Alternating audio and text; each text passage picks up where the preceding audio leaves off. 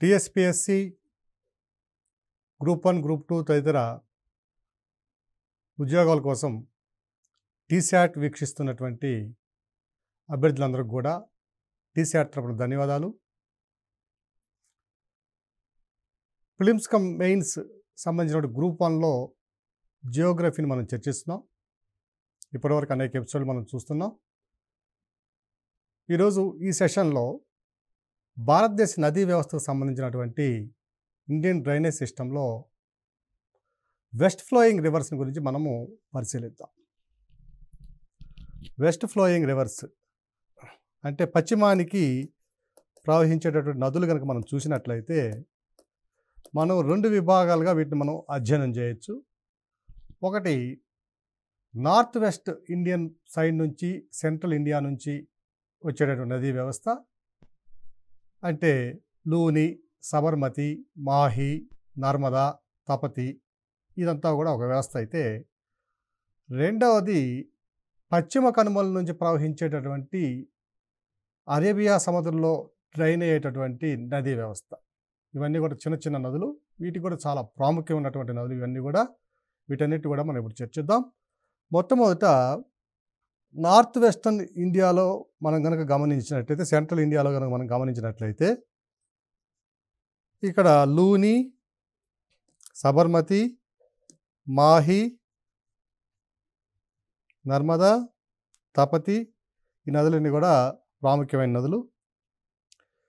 ఇది లూని నది, సబర్మతి, మాహి,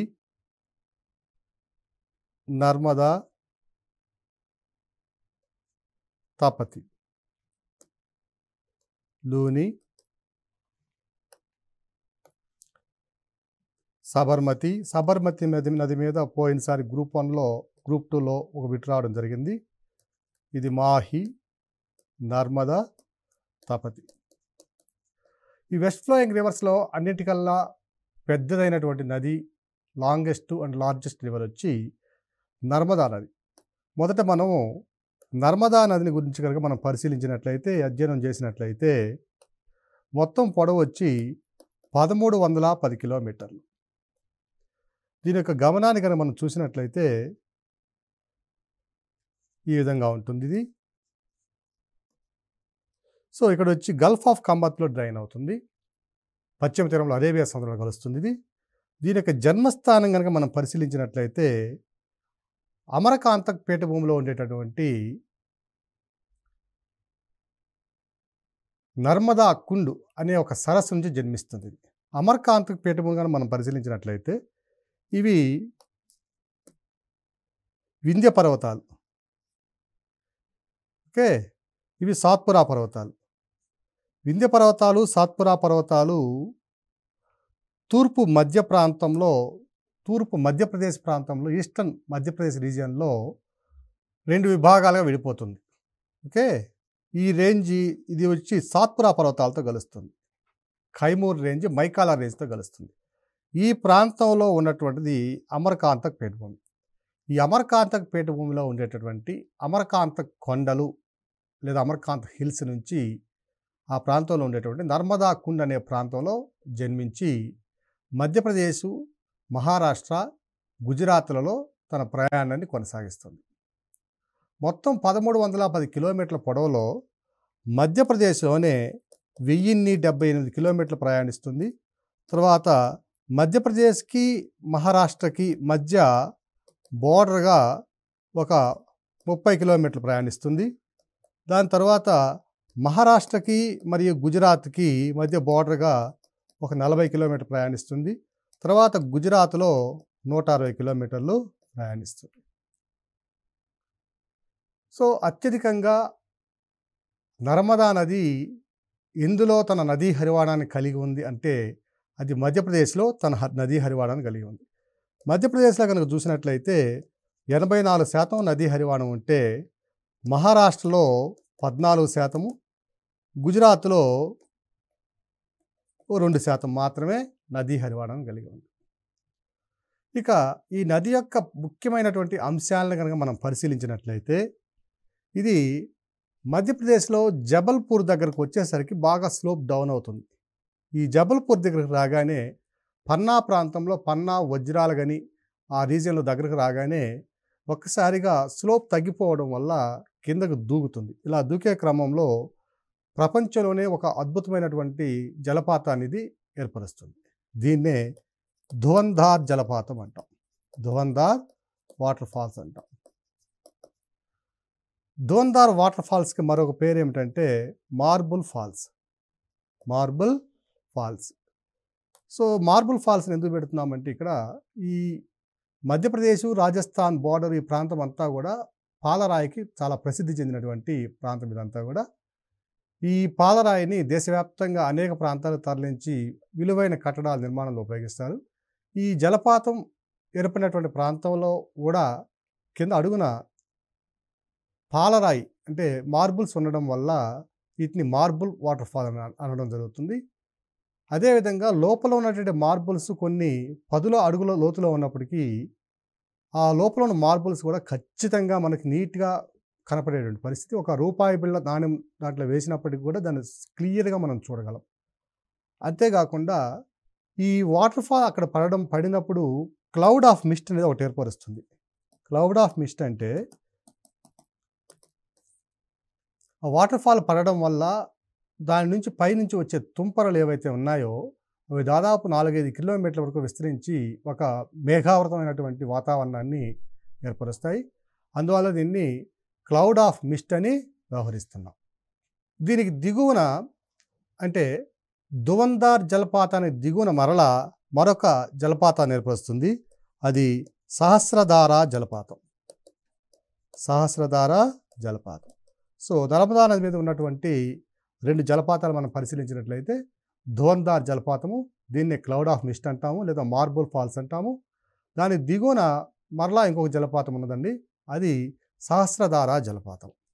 ఇక దీని యొక్క ట్రిబ్యూటరీస్ని కనుక మనం పరిశీలించినట్లయితే లెఫ్ట్ బ్యాంక్ ట్రిబ్యూటరీస్ అంటే ఎడమ ఉపనదులు కనుక మనం పరిశీలించినట్లయితే ఎడమ వైపు దీనిలో ప్రధానమైనది బర్నర్, బంజర్, షక్కర్, షేర్, తవా, గంజల్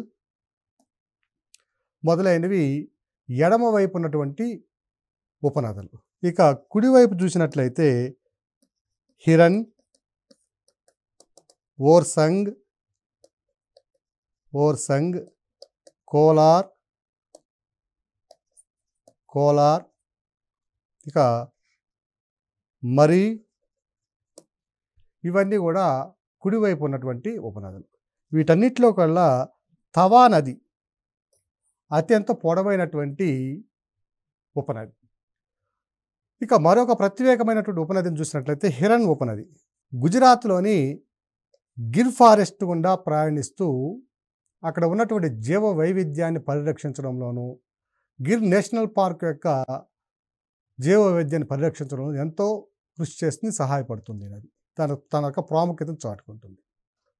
సో ఇవన్నీ కూడా నర్మదా నదికి సంబంధించినటువంటి అంశాలు.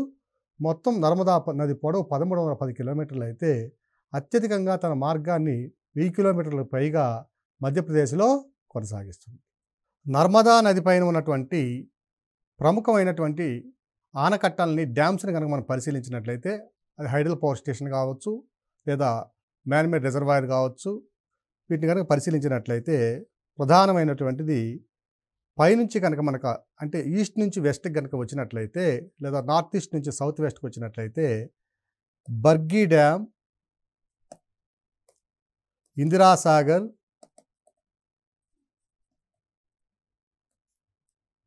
ఓంకారేశ్వర్,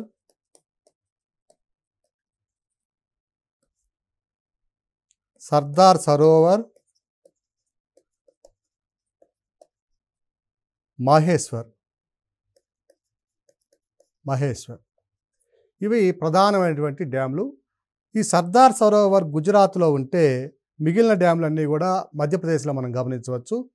సో వీటన్నిటిలో కల్లా అతిపెద్దదైనటువంటి డ్యామ్ ఏమిటంటే సర్దార్ సరోవర్ డ్యామ్ చాలా పెద్దదైనటువంటి డ్యాము.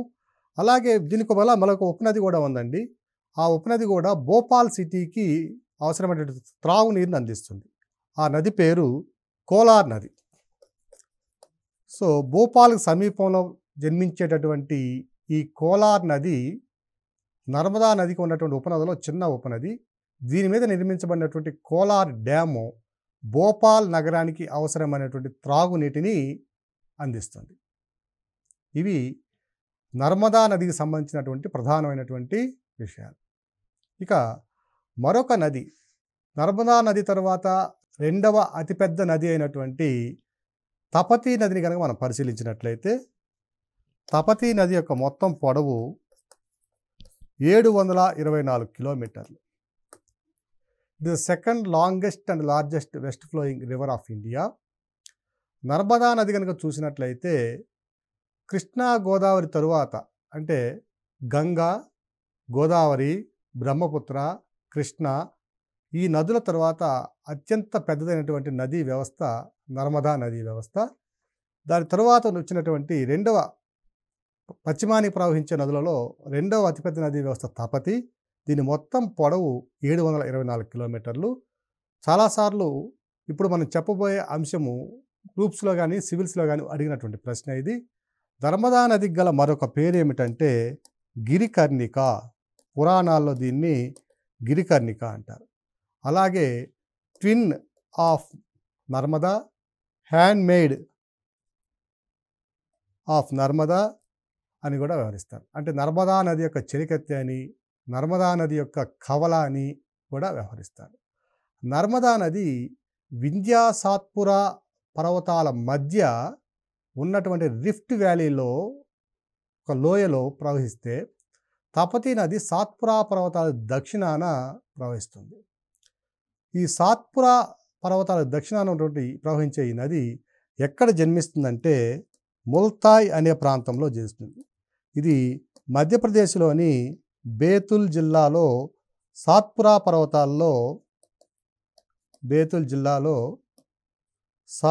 పర్వతాల్లో ఉన్నటువంటి ముల్తాయ్ అనే పర్వత ప్రాంతంలో జన్మిస్తుంది. దీనికి గల మరొక పేరు గిరికర్ణిక. ఇది తన గమనాన్ని ఏ ఏ రాష్ట్రాల్లో కొనసాగిస్తుందంటే మహారాష్ట్ర, మధ్యప్రదేశ్, గుజరాత్. గుజరాత్లో సుమారుగా ఒక 88-89% తన నదీ హరివాణాన్ని కలిగి ఉంది. మొత్తం వైశాల్యంలో 51,000 చదరపు కిలోమీటర్లకు పైగా తన హరివాణాన్ని కలిగి ఉంది. తర్వాత మహారాష్ట్రలోకి వచ్చేసరికి ఒక 9,800 చదరపు కిలోమీటర్లు, గుజరాత్లో 3,837 చదరపు కిలోమీటర్ల మేర తన హరివాణాన్ని విస్తరించి ఉంది. దీనికి ఉన్నటువంటి ప్రత్యేకతలు కనుక మనం గమనించినట్లయితే, లెఫ్ట్ బ్యాంక్ ట్రిబ్యూటరీస్ కనుక చూసినట్లయితే, left bank tributaries Betul, Patkai, Ganjal, Dantaraj, Mor, Arunavati, Bokad, Gomati, Aner, ఇవన్నీ కూడా లెఫ్ట్ బ్యాంక్ ట్రిబ్యూటరీస్. ఇక రైట్ బ్యాంక్ ట్రిబ్యూటరీస్ కనుక చూసినట్లయితే అంబోరా, కురుషి, ఖండు,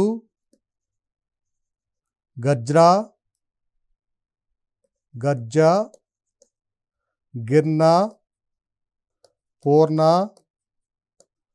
మోరా, ఇవన్నీ కూడా కుడివైపున ఉన్నటువంటి ట్రిబ్యూటరీస్. సో తపతీ నది కనుక మనం పరిశీలించినట్లయితే మొత్తం పొడవు 724 కిలోమీటర్లు. ఇది మధ్యప్రదేశ్లోని సాత్పురా పర్వతాల్లో కూడా మైకాలా రేంజెస్లో పుడుతుందండి. ఇది ముల్తాయ్ అనే ప్రాంతంలో జన్మిస్తుంది. బేతుల్ జిల్లాలో ముల్తాయ్ అనే ప్రాంతంలో జన్మిస్తుంది. దీనికి గల మరొక పేరు గిరికర్ణిక. దీనినే హ్యాండ్ మేడ్ ఆఫ్ నర్మదా అని, ట్విన్ ఆఫ్ నర్మదా అని వ్యవహరిస్తారు. పురాణాల్లో దీన్ని గిరికర్ణికగా వ్యవహరిస్తున్నారు. ఇది 3 రాష్ట్రాల్లో తన యొక్క పరిధిని విస్తరించి ఉంది, హరివాణాన్ని. అవి మధ్యప్రదేశ్లో అత్యధికంగాను, రెండవది మహారాష్ట్రలో, మూడవది గుజరాత్లో విస్తరించి ఉంది. ఇక లెఫ్ట్ బ్యాంక్ ట్రిబ్యూటరీస్ మనం చూసినట్లయితే ఎడమ ఉపనదులు గంజలు, దంతరాజు, అరుణావతి, గోమతి, అర్నరు, పట్కాయి, బేతులు ఇవన్నీ కూడా ప్రధానమైనటువంటి ఉపనదులు.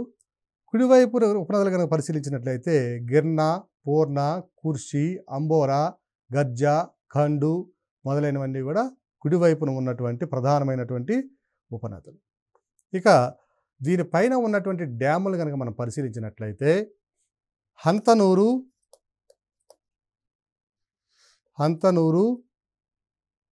గిర్నా,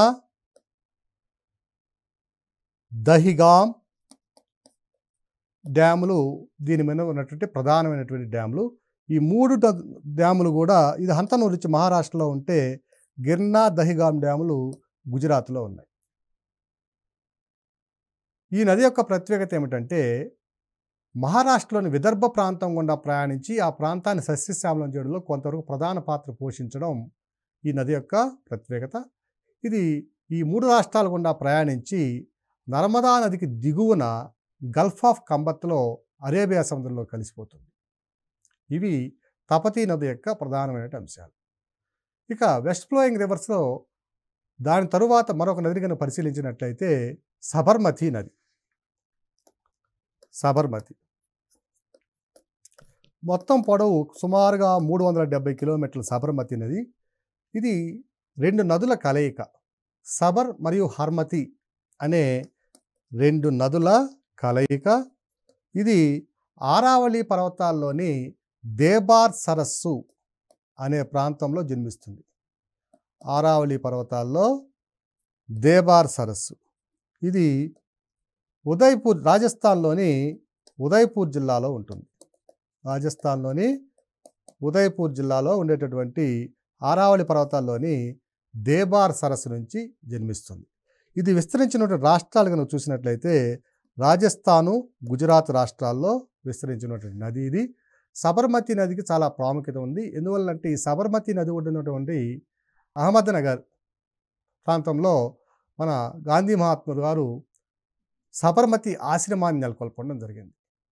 ఆ సబర్మతి ఆశ్రమం నెలకొల్పడం ద్వారా ఆయన ఫ్రీడమ్ ఫైట్కి సంబంధించినటువంటి అన్ని అంశాలను అక్కడి నుంచే పరిశీలించడం జరిగింది. ఇవన్నీ మనకు తెలిసిన విషయాలే.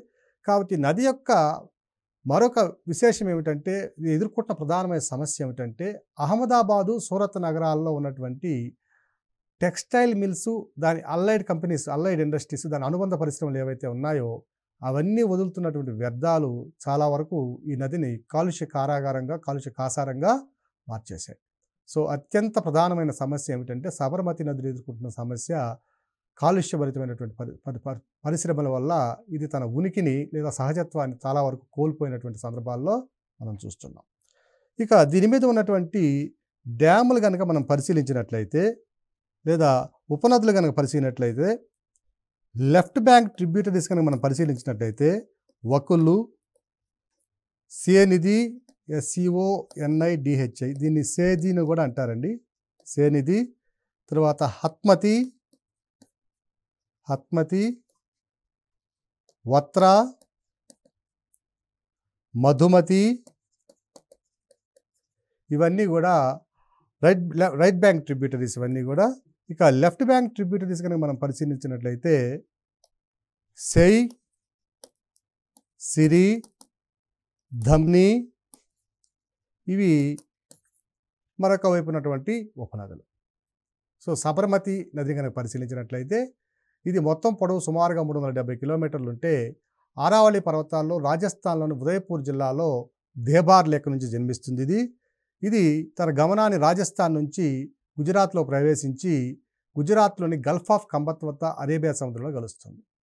తరువాత ఈ సబర్మతి నది మరియు తపతీ నది మరియు నర్మదా నది ఈ 3 నదులు ఏం చేస్తాయంటే ఈ ప్రాంతంలో ఈస్టరీస్ని ఏర్పరుస్తాయి.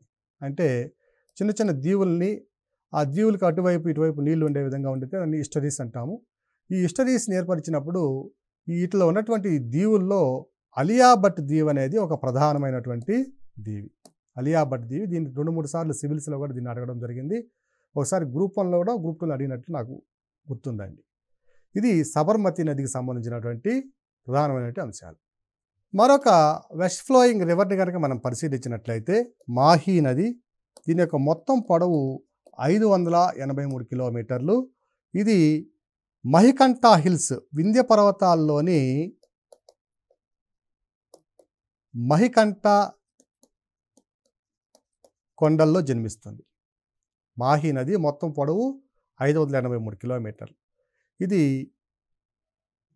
వింధ్య పర్వతాలు మహికంఠ కొండల్లో జన్మిస్తుంది. ఏ రాష్ట్రాల్లో తన ప్రయాణాన్ని కొనసాగిస్తుందంటే మధ్యప్రదేశ్, రాజస్థాన్, గుజరాత్ రాష్ట్రాల్లో తన ప్రయాణాన్ని కొనసాగిస్తుంది. వడోదరా సిటీ కూడా ఈ నది ఒడ్డున ఉంది. వడోదరా సిటీ పక్కనే ఈ నది ప్రయాణిస్తుంది. ఇక ట్రిబ్యూటరీస్ కనుక మనం పరిశీలించినట్లయితే, ఉపనదులను కనుక మనం చూసినట్లయితే వీటిలో ప్రధానమైనది సోము, అనాసు, పనము. ఈ చిన్న చిన్న విషయాలని మీరు తీసివేయకండి అభ్యర్థులందరూ కూడా. రాను రాను ఈ చిన్న చిన్న సూక్ష్మమైన అంశాల్లోకి వెళ్ళేటువంటి పరిస్థితి ఉంది రాబోయే రోజుల్లో. కాబట్టి ఈ ఉపనదులు కూడా వీలైనంత ఎక్కువగా గుర్తుపెట్టుకోవడానికి ట్రై చేయండి. సో ఉపనదులు కనుక చూసినట్లయితే సోము, అనాసు, పనము. సో ఇవన్నీ కూడా దీని యొక్క ప్రధానమైన ఉపనదులు. ఇక దీనికి సంబంధించినటువంటి మరొక అంశాన్ని పరిశీలించినట్లయితే, దీని మీద ఉన్నటువంటి డ్యాములను కనుక మనం పరిశీలించినట్లయితే కడనా డ్యాము, మాహీ డ్యాము, వంకబోరి డ్యామ్. మనం అనుకుంటున్నాం ఈ వంకబోరి డ్యామ్ని గ్రూప్స్లో 2 సార్లు అడగడం జరిగింది ఇప్పటికీ. ఈ వంకబోరి డ్యామ్ వచ్చి గుజరాత్లో ఉంటుంది, మాహీ డ్యామ్ వచ్చి రాజస్థాన్లో ఉంటుంది, కడనా డ్యామ్ కూడా గుజరాత్లో ఉంటుంది. సో కడనా, మాహీ డ్యామ్, వంకబోరి ఇవి దీని మీద ఉన్నటువంటి ప్రధానమైనటువంటి డ్యామ్స్. వంకబోరి డ్యామ్ను ఇప్పటికి 2 సార్లు అడగడం జరిగింది. అలాగే మరొక వెస్ట్ ఫ్లోయింగ్ రివర్ని కనుక మనం పరిశీలించినట్లయితే లూనీ నది. వెస్ట్ ఫ్లోయింగ్ అంటే పశ్చిమాన్ని ప్రవహించే నదులను పరిశీలించినట్లయితే మనం ఇప్పటి వరకు సబర్మతి, మాహీ, నర్మదా, తపతి నదులను పరిశీలించాం. ఈ నదులన్నీ కూడా గల్ఫ్ ఆఫ్ కంబత్లో, కంబత్ సింధు శాఖలో, అరేబియా సముద్రంలో, గుజరాత్లో అరేబియా సముద్రంలో ఇవన్నీ కూడా తమ ప్రయాణాన్ని ముగిస్తాయి. అంటే the drain into the Arabian Sea. ఈ ఒక్క నది మాత్రము సముద్రంలో కలవడానికి అవసరమైనంత నీరు లేక రాజస్థాన్లో జన్మించి గుజరాత్లోని వెట్లాండ్స్ అంటే మార్షీ ల్యాండ్స్ ఉంటాయి అక్కడ, చిత్తడి నేలలు, ఆ చిత్తడి నేలలో తన ప్రయాణాన్ని ముగిస్తుంది. ఇక ఈ నది జన్మస్థానం చూసినట్లయితే మొత్తం పొడవు 511 కిలోమీటర్లు అయితే ఇది రాజస్థాన్లోని ఆరావళి పర్వతాల్లో నాగా కొండల్లో జన్మిస్తుంది. దీన్ని మొదటిలో దీని పేరు ఏమిటంటే సాగర్మతి అంటాం. లూనీ నది యొక్క మొదటి దశలో దీన్ని సాగర్మతిగా వ్యవహరిస్తారు.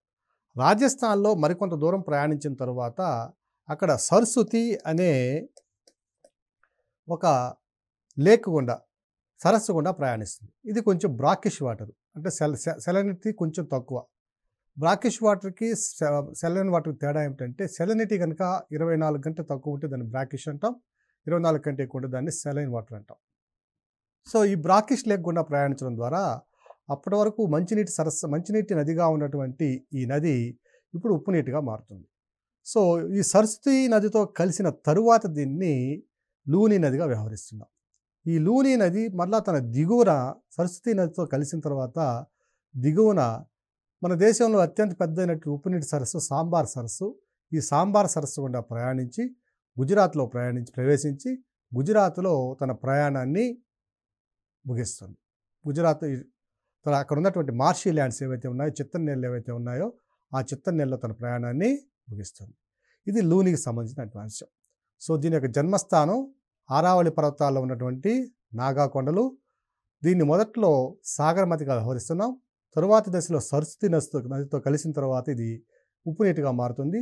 కింది క్రమంలో దిగువన ఉన్నటువంటి సాంబార్ సరస్సుతో కలిసిన తర్వాత పూర్తిగా ఉప్పు నీటిగా మారి తన ప్రయాణాన్ని గుజరాత్లోని మార్షీ ల్యాండ్స్లో అంటే చిత్తడి నేలలో తన ప్రయాణాన్ని ముగిస్తుంది. దీని మీద ఉన్నటువంటి డ్యామ్స్ని కనుక పరిశీలించినట్లయితే, మంచినీటి వదలను పరిశీలించినట్లయితే దంతివాడ డ్యామ్, ఇది కూడా ఇంతకుముందు సివిల్స్లో ఇచ్చినటువంటి ప్రశ్న. దంతివాడ డ్యామ్, సిపు డ్యామ్, అలాగే ఈ 2 డ్యాములతో పాటు 1882లో అప్పటి జోధ్పూర్ సంస్థానానికి సంబంధించినటువంటి మహారాజా జస్వంత్ సింగ్ దీని మీద ఒక మంచినీటి కట్టడాన్ని నిర్మించడం జరిగింది. సో దాన్ని జస్వంత్ సాగర్గా వ్యవహరిస్తారు. జస్వంత్ సాగర్గా వ్యవహరిస్తారు. జోధ్పూర్ జిల్లాలో ఉన్నది ఇది. సో మహారాణా జస్వంత్ సింగ్ 1882లో దీని మీద నిర్మించినటువంటి ఆ యొక్క మంచినీటి వనరుల కోసం నిర్మించినటువంటి డ్యామ్ ఏదైతే ఉందో దాన్ని జస్వంత్ సాగర్గా వ్యవహరిస్తున్నారు. సో అభ్యర్థులు ఇక్కడ Dantiwada dam, Sipu dam, Jaswant Sagar dam ఈ మూడింటిని కూడా అభ్యర్థులు తప్పనిసరిగా గుర్తుపెట్టుకోవాల్సినటువంటి అవసరం ఉంది. ఇంతకుముందు మనము తపతీ నదిని మనం పరిశీలించినప్పుడు అక్కడ ఒక డ్యామ్ పేరు మనం చెప్పడం మర్చిపోయాము. ఆ డ్యామ్ను కనుక చూసినట్లయితే ఉకాయ్ ప్రాజెక్టు, ఇది కూడా ప్రీవియస్ సివిల్స్కి వచ్చినండి. ఉకాయ్ డ్యాము లేదా ఉకాయ్ ప్రాజెక్టు ఇది తపతీ నది మీద గుజరాత్లో నిర్మించబడిందని అభ్యర్థులు గుర్తుంచుకోవాలి. ఇక దీని మీద వచ్చేటువంటి ప్రశ్నలు కనుక మనం పరిశీలించినట్లయితే ఎటువంటి ప్రశ్నలు మనం ఎక్స్పెక్ట్ చేయొచ్చు అని కనుక అడిగినట్లయితే, ఉదాహరణకి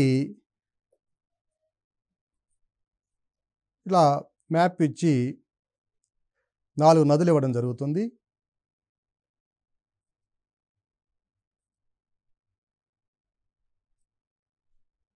ఇది ఈ నదులు యొక్క జన్మస్థానము లేదా ఆ నదులను డైరెక్ట్గా గుర్తించమని అడగవచ్చు.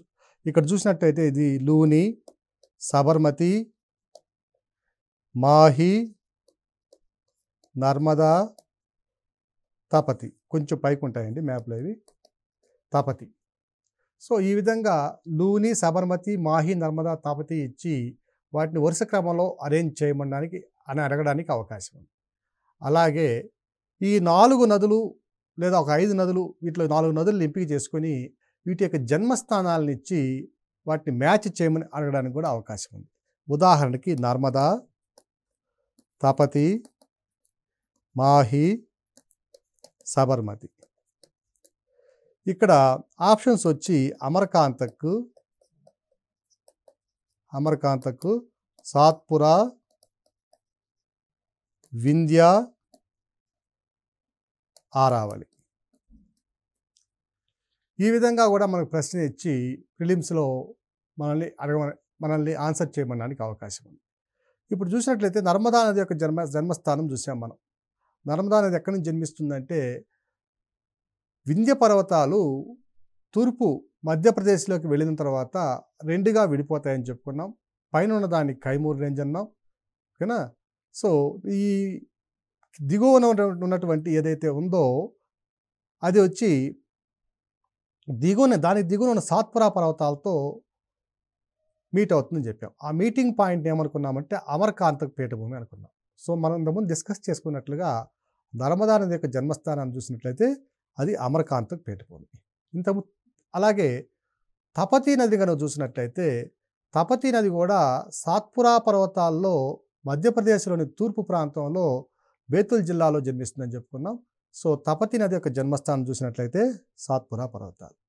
ఇక మాహి నది యొక్క జన్మస్థానం చూసుకున్నాం, అది వింధ్య. సో అలాగే సబర్మతి చూసాం. సబర్ మరియు హర్మతి అనే 2 నదులుగా జన్మిస్తుందని చెప్పాము. సో సబర్మతి నది యొక్క జన్మస్థానం కూడా ఆరావళి పర్వతాలు మనం నిర్ణయించుకున్నాం. అలాగే 4 డ్యాములు ఇవ్వడము, ఆ డ్యాములకు ఉన్నటువంటి ఆ డ్యాములు ఏ నదులపై ఉన్నవి అనే దాని అంశాన్ని కూడా మనకి ఇక్కడ అడగడానికి అవకాశం ఉన్నటువంటి సందర్భాన్ని మనం గమనించాలి. అలాగే ఈ ప్రాంతంలో ఆరావళి ప్రాంతం నుంచి జన్మించే నదులలో ఈ క్రింది నదిని ఏది అనేది గుర్తించండి అని అడుగుతాడు. సో ఆ విధంగా కూడా మనకు ప్రశ్నలు అడగడానికి అవకాశం ఉంది. సో మొత్తం మీద మనం చూసినట్లయితే వెస్ట్ ఫ్లోయింగ్ రివర్స్ అనేవి చాలా ప్రాముఖ్యత కలిగిన నదులు. ఈ ప్రాంతంలో వర్షపాతం విలువలు చాలా తక్కువగా ఉంటాయి. వర్షపాతం తక్కువగా ఉండడానికి గల కారణాలు కూడా మనం గత సెషన్స్లో మనం గమనించాం. దీనికి ప్రధాన కారణం ఏమిటంటే ఆరావళి పర్వతాలు ఋతుపవన వ్యవస్థకు సమాంతరంగా ఉండడం ఒక కారణం అయితే, సుదూర ప్రాంతం ప్రయాణిస్తున్నటువంటి ఋతుపవనాలు ఆ వాయువ్య భారతదేశానికి వెళ్ళేటప్పుడు దానిలో సరైనటువంటి తగినంత నీటి ఆవిరి లేదా తేమ లేకపోవడం కూడా వర్షపాతం తక్కువ గల కారణము. అలాగే భారతదేశం మొత్తం మీద జూన్ మొదట్లో ప్రారంభమైన ఋతుపవనాలు కేరళ తీరాన్ని తాకినప్పుడు జూన్ మొదట్లో ఫస్ట్ వీక్లో ప్రవేశించిన ఋతుపవనాలు అదే వాయువ్య భారతదేశానికి వెళ్ళేటప్పటికి జూలై 15 కావడం ఒక ప్రధాన కారణంగా ఉంది. అంటే 45 రోజుల పాటు ఆలస్యంగా ప్రయాణించినటువంటి ఈ ఋతుపవనాలు అక్కడ ఉన్నటువంటి విస్తరించి ఉన్నటువంటి సమయ పరిధి కూడా తక్కువ కావడం వల్ల ఈ ప్రాంతంలో వర్షపాతం చాలా తక్కువగా ఉంటుంది. సో కాబట్టి అభ్యర్థులందరూ కూడా ఈ వెస్ట్ ఫ్లోయింగ్ రివర్స్లో నీటి వనరులు తక్కువగా ఉండగల కారణాలు, అక్కడ ఉన్నటువంటి నదులు, ఆ నదుల మీద ఉన్నటువంటి ఉపనదులు, ఆ నదులపై ఉన్నటువంటి డ్యాములు, ఆ నదుల యొక్క విశిష్టత, అలాగే ఆ నదుల పరిధిలో ఉన్నటువంటి నేషనల్ పార్కులు కానివ్వండి, వైల్డ్ లైఫ్ శాంక్చురీస్ కానివ్వండి, ఇవన్నీ కూడా కొంచెం ఎక్కువగా కాన్సన్ట్రేట్ చేసి గుర్తుంచుకోవాల్సిన పరిస్థితి ఉంది. అందరూ కూడా ఈ విషయాన్ని గమనించగలరు.